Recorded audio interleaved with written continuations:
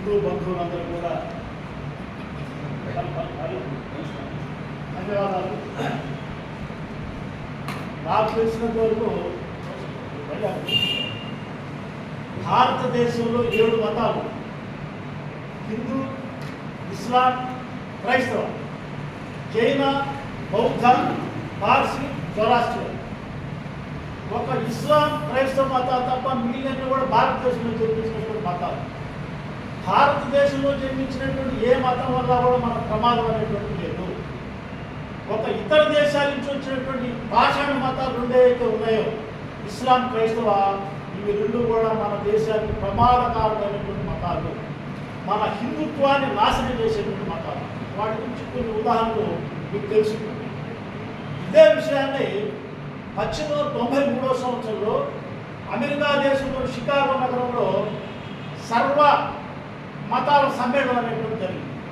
ఆ సర్వమత సమ్మేళనంలో వివేకానంద స్వామి వారు మా దేశంలో ఉండేటువంటిది మతం కాదు, ఇది హిందూ ధర్మము, హిందుత్వం అనేటువంటి ఒక జీవన విధానం అని చెప్పి ఆయన కరతాళ ధ్వనుల మధ్య, ఏ మతం గురించి ప్రపంచంలో ఏ మతం గురించి ఆయా దేశాల వారు మాట్లాడినా చప్పటి కొట్ల, కానీ మన హిందూ ధర్మం గురించి చెప్పినప్పుడు అసలు హాలంతా కూడా కరతాళ ధ్వనులతో మారుమారిపోయింది.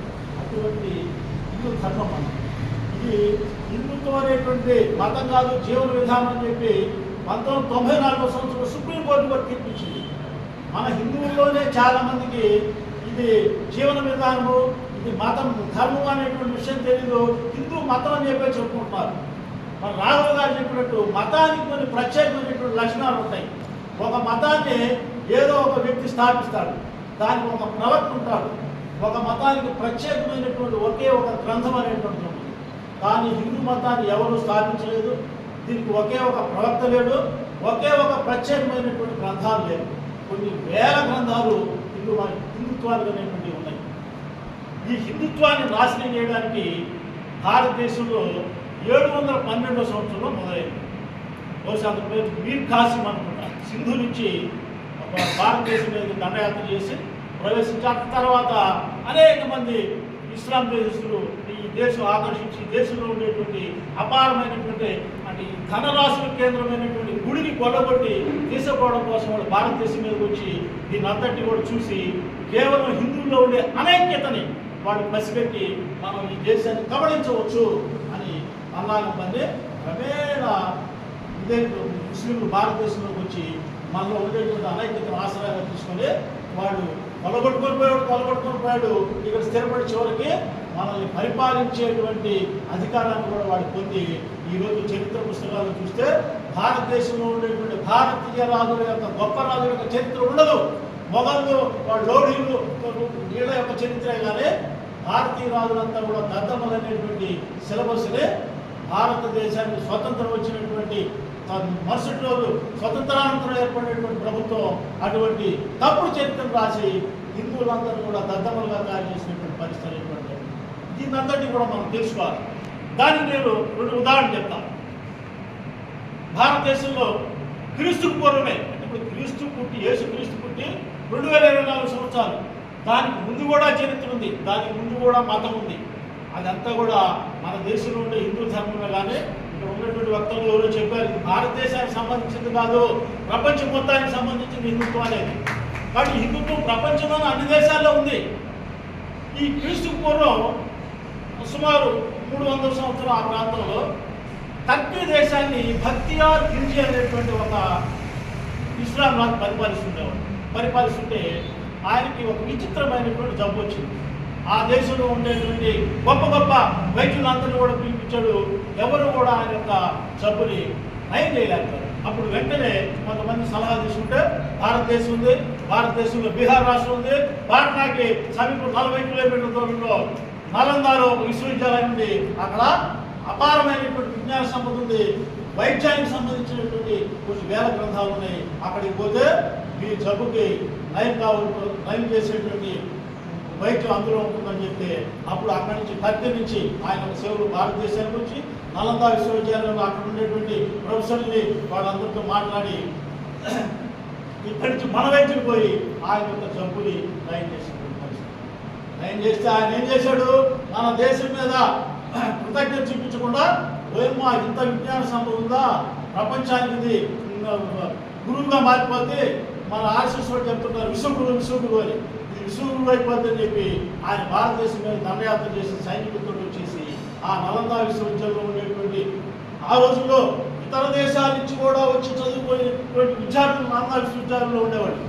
అంటే క్రీస్తుకు పూర్వమే ఇతర దేశాలకు భారతదేశం అనేటువంటి తెలిస్తే మన తప్పుడు చరిత్రకారు రాసినటువంటి చరిత్రలో భారతదేశానికి 1498 సంవత్సరంలో వాస్కో డి గామా సముద్ర మార్గాన్ని కనుక్కున్నాడు.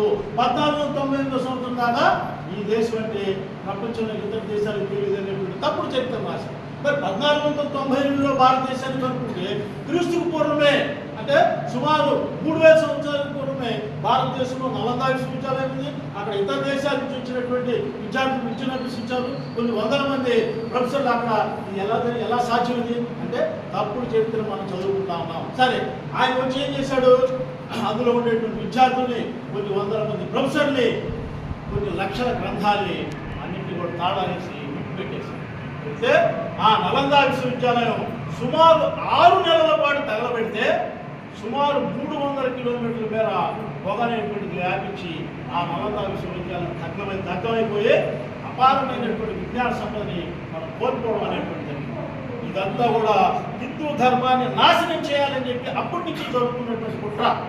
అటువంటి భక్తి నుంచి వాడేదో దేశభక్తుడైనట్టు అక్కడ ఆ నలందలో ఉండేటువంటి ఒక ప్రాంతానికి భక్తియార్పూర్ అనేటువంటి పేరుని ఈ దుర్మార్గ ప్రభుత్వాలు అక్కడ పెట్టమనేటువంటి ఈ రోజుకి కూడా భక్తియార్పూర్ అనేటువంటి ఊరు అక్కడ ఉండడం అనేటువంటి దాన్ని పేరు మార్చడం కోసం ప్రస్తుతం ఉన్నటువంటి ప్రభుత్వం అనేటువంటి ప్రయత్నం చేస్తూ ఉండడం జరిగింది. దీనికి అందరికీ కారణం మన దేశంలో ఉండేటువంటి హిందువుల్లో ఉండేటువంటి దుర్మార్గులే. ఒకప్పుడు ఇతర దేశం భారతదేశం మీదకి వచ్చి దండయాత్ర చేసినప్పుడు వాళ్ళు ఇక్కడ ఉన్నటువంటి స్వదేశీ రాజులను ఓడించి వాళ్ళు విజయాన్ని సాధించగలిగారు. అంటే ఇక్కడ ఉండేటువంటి హిందూ దుర్మార్గులు మనం వాడేందుకు బాగుండాలా, వాడే దేశాన్ని ఎందుకు పరిపాలించాలా, మనం ప్రత్యక్షంగా మన రాజును మనం ఎదుర్కొని యుద్ధంలో గెలవలేము కాబట్టి దండయాత్ర చేసినటువంటి ఆ సాయుధుడే సాకారం చేసి మన రాజును ఓడిస్తే దరిద్రం ఓడిపోద్ది అనేటువంటి ఒక అసూయ, ఇటువంటి ఒక దుర్మార్గమైనటువంటి ఒక రక్తం హిందువులో ఆ రోజు ఉండేది. అది వారసత్వంగా ఇప్పుడు కూడా వస్తుందని చెప్పి నేను అనుకుంటున్నాను. ఎందుకంటే ఇటీవల ఎన్నికల సమయంలో అక్కడ తమిళనాడులో స్టాలిన్ కొడుకు ఉదయనిధి స్టాలిన్ సనాతన ధర్మాన్ని అదే కరోనా వ్యాధిని, కరోనా వైరస్ నిర్మూలిస్తామన్నారు. పార్లమెంట్లో ఈ మధ్య లోక్సభ సభ్యులు ప్రమాణ స్వీకారం చేస్తుంటే పాలస్తీనా జిందాబాద్ అంటాడు ఒక ఆయన. నా గొంతు మీద కత్తి పెట్టినా భారత మాతాకి జై అనను అంటాడు. ఒక 10 నిమిషాలు పోలీసులు గమ్మునుంటే భారతదేశంలో ఉండే హిందువులందరూ కూడా మరికి చంపేస్తామని ఒక ఆయన. ఇటువంటి దుర్మార్గమైనటువంటి మాటలు మాట్లాడుతుంటే మా వల్ల కాదు కానిదే అని చెప్పి మనం నిమ్మకు నీరెత్తినట్టుంటున్నావు. చివరికి ఎప్పటికైనా అది ఆయన చెప్పాడు, ఈ దేశంలో ముస్లిం జనాభా పెరుగుతుంది. ముస్లిం జనాభా పెరిగిందంటే ముస్లిం ఈ దేశానికి ప్రధానమంత్రి అవుతాడు. ముస్లిం ప్రధానమంత్రి అయితే ఇక రాజ్యాంగం లేదు, ఏమీ లేదు, షరియత్ లా అనేటువంటిది వస్తుంది. అందరూ సిద్ధి చేయించుకోవచ్చు. కాబట్టి నేను చెప్పేది ఏంటంటే హిందువులు మనం అందరం ఐక్యంగా ఉండాలి. క్రైస్తవులకు కానీ ముస్లింలు కానీ మనం ఏమి హాని చేయకూడదు. కానీ హిందువులు జోలిపోతే వాడు మన కాట తీస్తారు అనేటువంటి ఒక గుబురు, ఒక భయాన్ని ఆ క్రైస్తవ ఇస్లాం మతస్థుల్లో పుట్టించేటువంటి ఐకమత్యాన్ని మనం కలిగించుకోకపోతే పాత రోజుల్లో ఏదైతే జరిగిందో అది భవిష్యత్తులో జరిగేటువంటి పరిస్థితి ఉంటుంది అని చెప్పి తెలియజేస్తూ ఇంకొక చిన్న విషయాన్ని చెప్పి నేను ముగిస్తాను. ఒకప్పుడు ఈ దేశంలో ఒక దొంగ లేడు, దొంగతనం లేదు, ఒక పిచ్చగాడు లేదు, ఇల్లు నెమ్మడు అడ్డుకోవడం అనేటువంటిది లేదు. అటువంటి గొప్ప జీవన విధానాన్ని, అటువంటి ఒక మంచి సంస్కృతిని హిందూ ధర్మం మనకి వారసత్వంగా ఇచ్చారు. దీన్ని భారతదేశాన్ని ఆ రోజుల్లో పరిపాలించేటువంటి బ్రిటిష్ గవర్నర్ జనరల్లో విలియం బెంటిక్ అనేటువంటి గవర్నర్ జనరల్ భారతదేశం మొత్తం పరిపాలించాడు. ఈ విషయం నేను సొంతగా చెప్తుంది కాదు. ఈ మధ్య చిరంజీవి సినిమా ఒకటి వచ్చింది, అదేదో సైరా నరసింహారెడ్డి సినిమాలో స్టార్టింగే ఇప్పుడు నేను చెప్పే పాయింట్. ఈ చరిత్ర పుస్తకాలు ఇదన్నింటినీ కూడా చరిత్రలో లేకుండా చేశారు. ఆయన ఏం చేశాడు, దేశం మొత్తం మీరు చూస్తే ఎక్కడా కూడా ఒక దొంగ లేడు, ఒక యాచకుడు లేడు. మా ఇంత గొప్ప సంస్కృతి ఈ దేశంలో ఉందా? నా దేశంలో ఇటువంటి సంస్కృతి లేదు, ఇటువంటి జీవన విధానం లేదు. కాబట్టి ఈ దేశం యొక్క ఈ సంస్కృతిని నాశనం చేయాలంటే మనం దీన్ని మొత్తాన్ని కలుషితం చేయాలి, వీళ్ళకి చెడ్డ అలవాట్లు నేర్పించాలి. నా దేశంలో ఉండేటువంటి తప్పుడు ఆచార వ్యవహారాలు ఏవైతే ఉన్నాయో అవన్నీ ఈ దేశంలో ప్రవేశపెట్టాలి.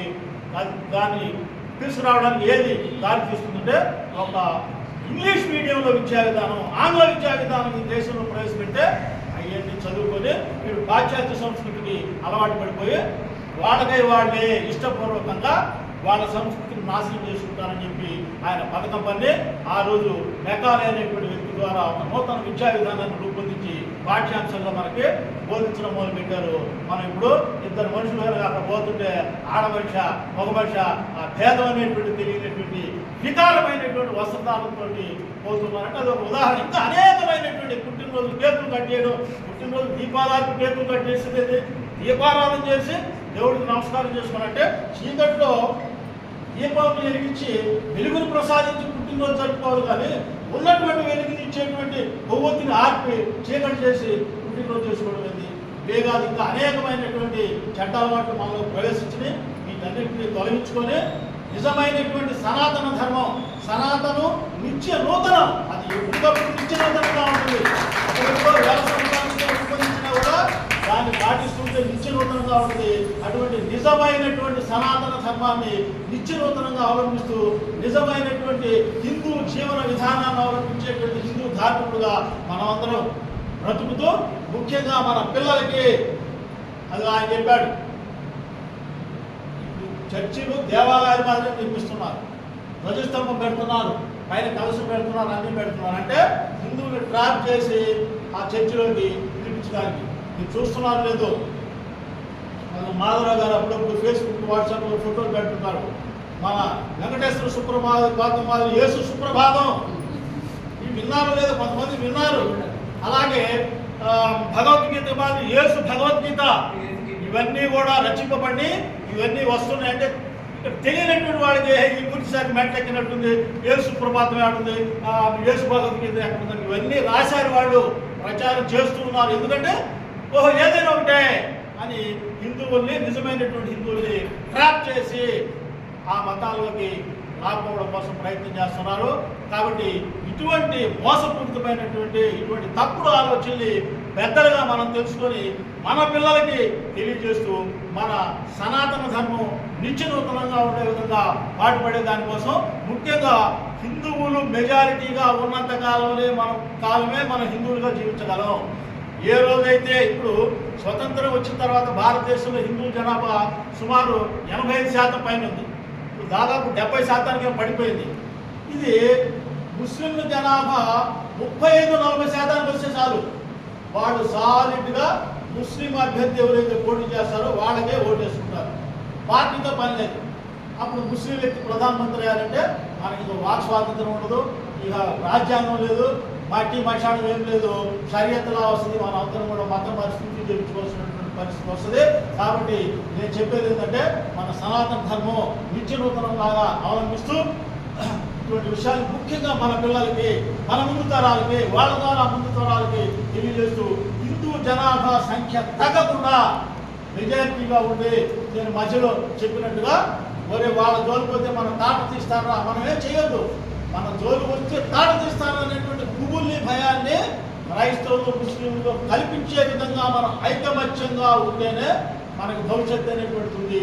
లేకపోతే 2040-2050 సంవత్సరం తర్వాత ఈ సంవత్సరంలో హిందూ మతం అనేటువంటిది తుడిచిపెట్టుకుపోయి, హిందూ ధర్మం అనేటువంటిది తుడిచిపెట్టుకునేటువంటి పరిస్థితి అనేటువంటి వస్తుంది. అటువంటి పరిస్థితి రాకుండా ఇప్పటి నుంచైనా మనం హిందుత్వంగా ఐకమత్యంగా ఉండేదానికోసం కృషి చేస్తామని తెలియజేస్తూ ఈ అవకాశం ఇచ్చినటువంటి సభకు ధన్యవాదాలు తెలియజేస్తున్నాం. జై శ్రీరామ్.